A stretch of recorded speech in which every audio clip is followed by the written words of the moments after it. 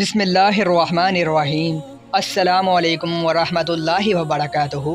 محترم ناظرین، بغیر وضو کے تسبیح پڑھنا جائز ہے یا نہیں، اور ذکر و اذکار کی فضیلت کے بارے میں آج کی اس ویڈیو میں بتایا جائے گا۔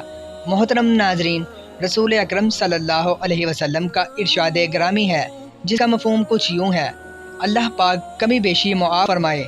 دل دو چیزوں غفلت اور گناہ سے زنگ پکڑا ہے، اور دو چیزوں کی وجہ سے اس زنگ کو دور کیا جا سکتا ہے اور دل کو روشن کیا جا سکتا ہے: استغفار اور ذکر الہی۔ حضرت ابو درداء رضی اللہ تعالی عنہ کا قول ہے: ہر چیز کو چمکانے کے لیے کوئی نہ کوئی چیز ہوتی ہے، لیکن دلوں کو ذکر الہی سے ہی چمکایا جا سکتا ہے۔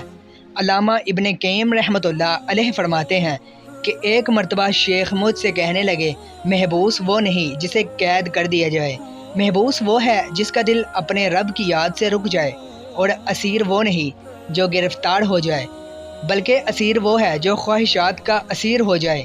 ایک مرتبہ رسول اللہ صلی اللہ علیہ وسلم مکہ کی شاہراہ پر محو سفر تھے۔ آپ جمدان نامی پہاڑ کے پاس سے گزرے تو فرمایا: چلتے جاؤ، یہ جمدان ہے۔ پھر فرمایا: مفردون سبقت لے گئے۔ صحابہ نے عرض کیا: اللہ کے رسول، مفردون کون لوگ ہیں؟ آپ صلی اللہ علیہ وسلم نے فرمایا: اللہ کا کثرت سے ذکر کرنے والے مرد اور عورتیں۔ نبی کریم صلی اللہ علیہ وسلم نے فرمایا: ذکر الہی کے لیے کوئی قوم جب اور جہاں بیٹھتی ہے تو ملائکہ ان پر گیڑا ڈال دیتے ہیں، اللہ کی رحمت ان کو ڈانپ لیتی ہے، اللہ تعالیٰ کا ان کا اپنی مجلس میں تذکرہ فرماتے ہیں۔ آپ صلی اللہ علیہ وسلم نے ارشاد فرمایا کہ اللہ کا ذکر کرنے والے اور نہ کرنے والے کی مثال زندہ اور مردہ کی سی ہے۔ حضرت ابو ہریرہ رضی اللہ تعالی عنہ نے رسول اللہ صلی اللہ علیہ وسلم سے روایت کیا ہے کہ آپ صلی اللہ علیہ وسلم نے فرمایا کہ اللہ عز و جل ارشاد فرماتے ہیں: میں اپنے بندے کے ذہن کے مطابق اس سے معاملہ کرتا ہوں، جب مجھے یاد کرتا ہے میں علم کے لحاظ سے اس کے پاس ہوتا ہوں، اگر مجھے دل میں یاد کرے تو میں دل میں اسے یاد کرتا تھا، مجلس میں یاد کرے تو میں اس سے بہتر مجلس میں یاد کرتا ہوں، میری طرف بالشت آئے ہیں تو میں ہاتھ بڑھ آتا ہوں، ہاتھ بڑھ آئے تو میں دو ہاتھ برابر قریب آتا ہوں، چل کر آئے تو میں دوڑ کر آتا ہوں۔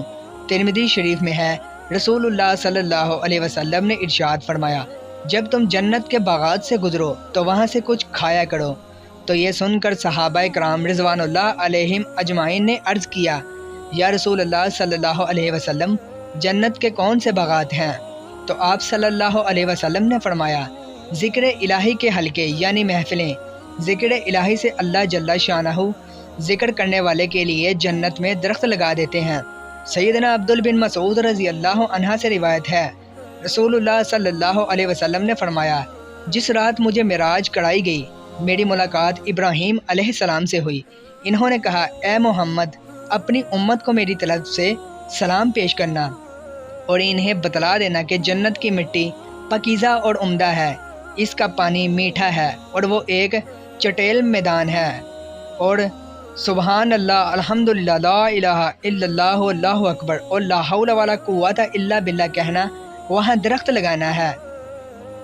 حضرت ابو ہریرہ رضی اللہ تعالی عنہ سے مروی ہے کہ رسول اللہ صلی اللہ علیہ وسلم نے فرمایا: جو شخص روزانہ 100 مرتبہ لا الہ الا اللہ وحدہ لا شریک لہ لہ الملک ولہ الحمد وہو علی کل شیء قدیر یہ کلمات پڑھے، اسے 10 غلام آزاد کرنے کا ثواب ملتا ہے، 100 نیکیاں اس کے نامہ اعمال میں لکھی جاتی ہیں، اور صبح سے شام تک وہ شیطان کی شر سے محفوظ رہتا ہے۔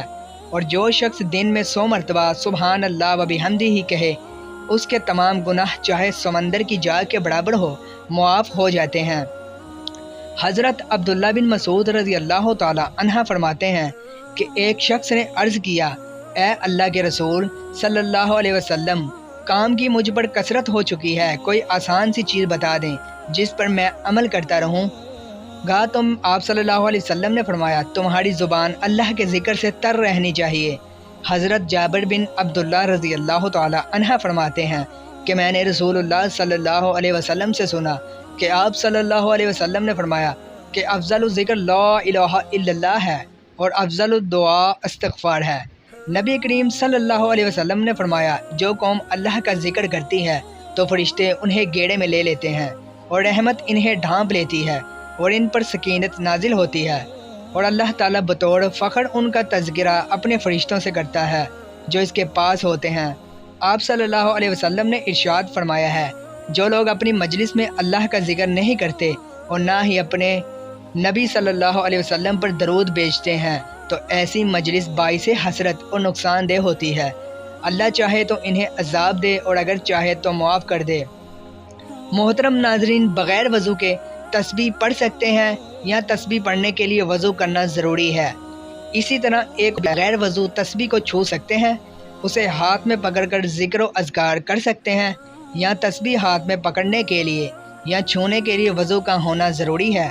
سبحان اللہ و بحمدہ سبحان اللہ العظیم کا ذکر کرنا، تسبیحات کرنا اور اسی طرح درود پاک پڑھنا اس کے لیے وضو کی شرط نہیں ہے، یعنی اللہ رب العالمین کی یہ خاص رحمت ہے ہمارے اوپر کہ اس نے اپنا ذکر کرنے کے لیے اور اپنے محبوب علیہ الصلاۃ والسلام پر درود و سلام پڑھنے کے لیے وضو کا ہونا یہ شرط نہیں رکھی، یعنی یہ خاص رحمت ہے کہ ہم بغیر وضو بھی رب کا ذکر کر سکتے ہیں، تسبیحات پڑھ سکتے ہیں، حمد و ثنا کر سکتے ہیں، درود و سلام پڑھ سکتے ہیں، یہ بالکل جائز ہے، اس کے لیے وضو کا ہونا ضروری نہیں۔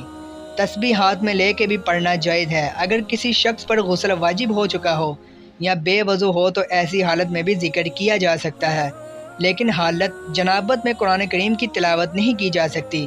محترم ناظرین، نماز کا اہتمام لازمی کریں۔